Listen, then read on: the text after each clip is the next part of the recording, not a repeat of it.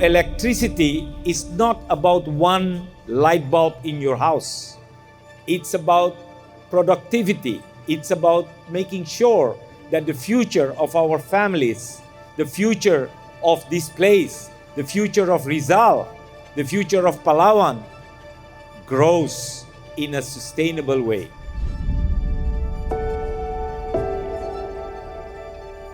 Sa totoo lang dito sa amin, hirap na hirap talaga sa kuryente. Kasi nakikita ko talaga, karamihan talagang problema namin sa mga bata, eskwela, minsan nag-aaral. Kasi yung dati, ang ilaw namin, muron lang. Mabuti ngayon, ibig sabihin na meron din na nabibili, katulad ng battery o may malilit na mga solar, yun ang ginagamit. Nahihirapan talagang mga aming eskwela kasi pag nagabasa sila, pag walang kuryente, marami katulad ngayon, kung may mga komunikasyon, halimbawa, cellphone, wala kaming pinapakarga ng cellphone. Kasi limitado lang ang ilaw namin, minsan mga 1 oras lang. Kasi pag mga battery lang, lubat na rin. Kaya kung kahit meron kang trabaho, entuan mo na lang. Dahil walang ilaw. Pagdating naman po sa safety, pagdating ng alas 7, medyo madilim na minsan ng mga bata. Lalo na ngayon, uso pa lang sa amin yung wifi. Dumadayo pa po sila sa ibang lugar. Samantalang pag may ilaw na po, kahit pa paano maging safe po sila sa paglalakad sa karsada. Ganon din po sa gabi, minsan nga mainit kung may electric fan, kahit pa paano. Magiging komportable din po ang mga kabataan. Sa pagdating po ng kuryente, malaki po talagang gabay bilang isang magulang na magkakaroon kami ng karagdagang kita. Mas maganda po talaga ang magkaroon kami ng kuryente kahit papano. Sa isang buwan, mapaglaanan po namin yun. Sana matupad magkaroon ng kuryente. Ngayon, ibig sabihin, hindi na sabihin na balita-balita lang, andito na, ibig sabihin, marami, masaya yung tao dito sa Barangay Taburi. Pangarap namin dati na magkaroon ng kuryente, ng sustainable na energy dito sa aming bayan. And now, yung mga kabataan ngayon, hindi na nila kailangan mag-suffer kung ano yung naranasan namin dati. Masaya na nagkaroon ng kuryente kasi yung pangarap naming mga taga-barangay dito ay sa wakas natupad na.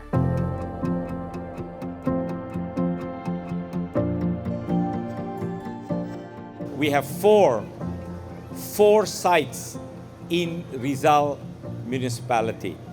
Our company, our consortium will make an investment of almost 250 million peso only in Rizal. We are building everything from scratch. So it is very important that when we come and invest in Rizal, in Taburi, we need your support, not only now, but for the next 10, 15, 20 years.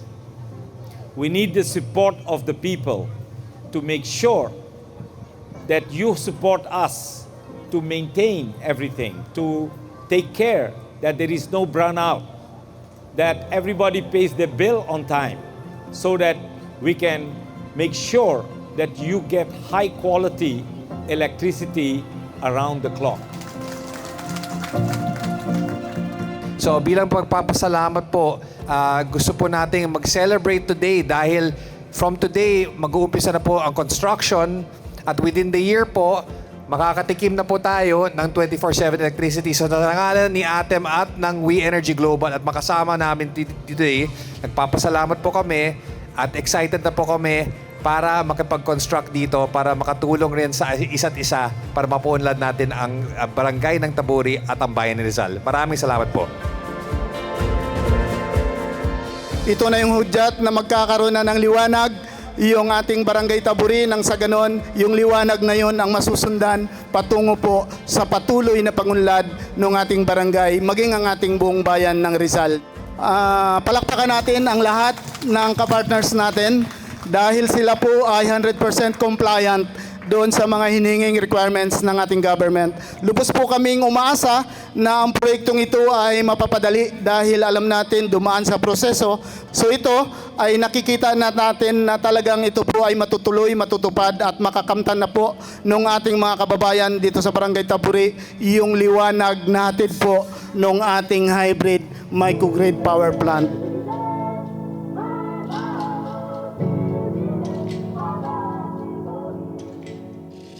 Kaming mga katutubo, syempre in behalf ng mga kasama ko katutubo, nagpapasalamat kami sa mga partners natin, na stakeholders natin kasi ginalang nila yung aming tradition dito, hindi nila binaging violent. Ang project ay nasa loob ng lupaing ninuno or ancestral domain. Kaya kailangan bigyan ng respeto ang karapatan ng mga katutubo. Konsultahin sila at makipag-partner sa kanila.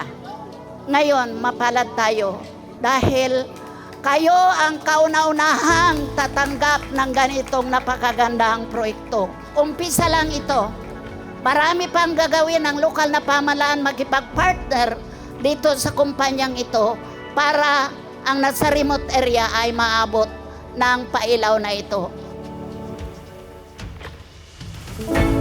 In progress, energy is one of the symbols of attracting investors, and also it promotes livelihood to our constituents here.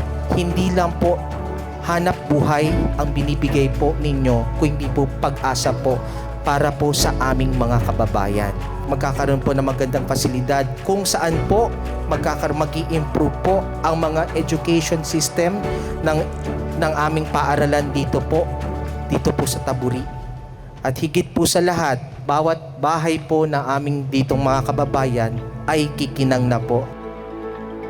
Tinupad ninyo yung isang pangarap ng mga maliliit na mga mamayan ng aming bayan at sa aming mga mamayan ng bayan ng Rizal, especially ito sa Barangay Taburi. So, ito na. Andito na yung pangarap na ito.